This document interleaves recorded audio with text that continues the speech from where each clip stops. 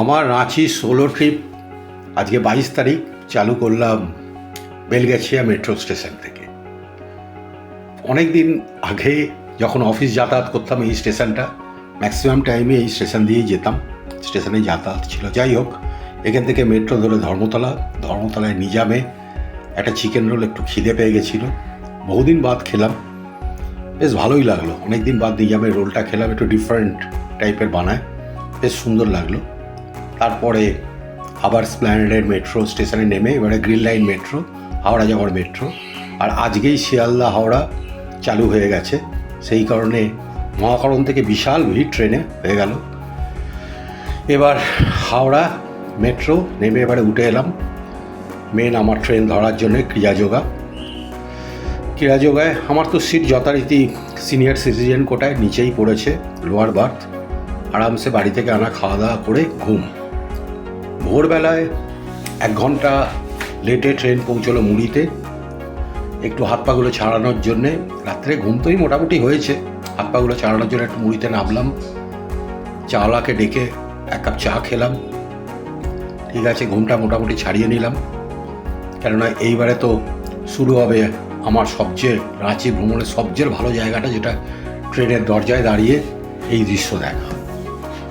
Seriously আমি এতবার রাঁচি গেছি, অন্তত 25-30 বার তো হবেই, অফিসের কাজে এতবার রাঁচি গেছি। এই ট্রেন জার্নিটা, মুড়ি থেকে রাঁচি যাওয়ার যে ট্রেন জার্নিটা, বিশেষ করে মুড়ি থেকে টাটিসিলাই অবধি, টাটিসিলাইয়ের পর থেকে শহর হয়ে গেছে, কিন্তু এই মুড়ি থেকে টাটিসিলাই যাওয়ার রাস্তাটা অনবদ্য লাগে। পাহাড়, জঙ্গল, খাল, বিল সব পাশ দিয়ে যখন ট্রেনটা যায়, মাঝে মাঝে ট্রেনটা এত কার্ভ হয়ে যায় যে পেছনের আর সামনের ইঞ্জিনটাকে পুরো পেছনের বগি থেকেও সামনের ইঞ্জিন দেখা যায়, এরম হয়ে যায়, এত সুন্দরভাবে ব্যাকে।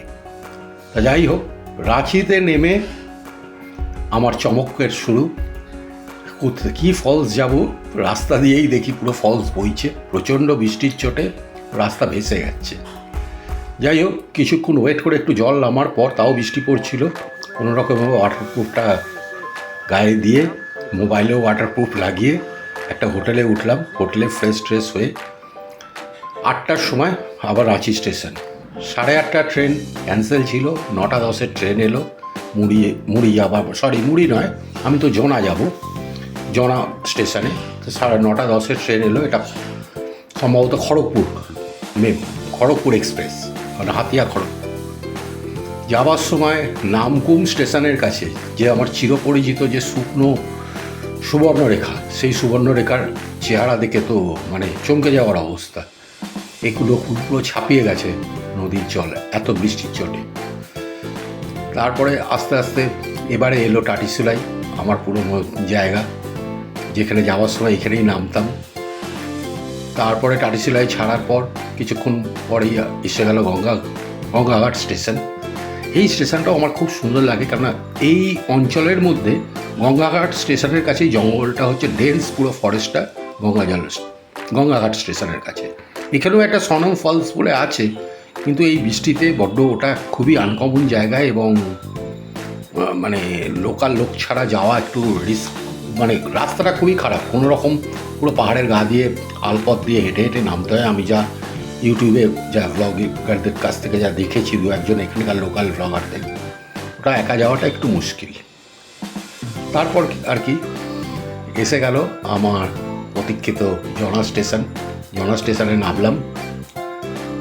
কিছু লোক নামলো, 5-10 জন লোক নামলো। আমাদেরকে নামিয়ে ট্রেন তো নিজের পথে চলে গেল মুড়ির দিকে। এবারে জনা স্টেশন থেকে কি করে যাই সেটা দেখতে হবে। যাই হোক, জনা স্টেশন থেকে বেরোনোর একটু এগিয়েই একটা আলপথ উঠে গেছে মেন রোডের দিকে, আর ওই ওভারব্রিজটা দেখা যাচ্ছে, ওইটা দিয়েই বাঁ দিকে গেলে পুরুলিয়া রোড, ডান দিকে গেলে। প্রথম ভুল করলাম এই অটোটা ছেড়ে দিয়ে। অটোটা বাঁ দিকে যাবে জনা বাজার, সেটা গেলেই ভালো হতো, তা না করে আমি হাঁটা শুরু করলাম। হাঁটা শুরু করতে তো ঠিক আছে, এখান থেকে জনা ফলস তো আমি যে ম্যাপ অনুযায়ী যা দেখেছি 2.5 কিলোমিটারের মতো, 2.5-3 কিলোমিটার। যাবার পথে একটা স্কুলও পড়লো। তারপরে আস্তে আস্তে হাঁটছি, মেঘলা, কিন্তু বৃষ্টিটা বন্ধ হয়েছে, বৃষ্টি ছিল না। এখন এই 3 মাথার মোড়ে এসে গেলাম। বাঁ দিকে গেলে সীতা, ডান দিকে গেলে জনা ফলস। আমি প্রথমে জনা ফলসই যাব, ভেবেছিলাম জনা ফলসে গিয়ে জনা ফলস দেখে একটা কিছু ব্যবস্থা করে নেবো সীতা ফলস যাওয়ার জন্য। আর এখান থেকে সীতা ফলস প্রায় 4-4.5 কিলোমিটার দূর, মানে অতটা হাঁটা একটু চাপের ব্যাপার। যাই হোক, জনা ফলসের দিকে হাঁটা শুরু করলাম। ভালোই লাগছিল, বেশ সুন্দর রাস্তা। এখানে কিছুক্ষণ একটু ওয়েট করে, অটোর জন্য ওয়েট করে, বা অটো বা কোনো বাইক যদি পাওয়া যায়। পেলাম না কিছুই, অগত্যা হাঁটতে হাঁটতে জনা ফলস। সকাল থেকে চা বিস্কুট ছাড়া কিছুই খাইনি, তো একটা ম্যাগি খেয়ে নিলাম ফার্স্টে জনা ফলসের উপরে। এবার প্রথম জনা ফলস যাওয়ার রাস্তা খানিকটা উঠে তারপরে নামা, তারপরে তো নামছি,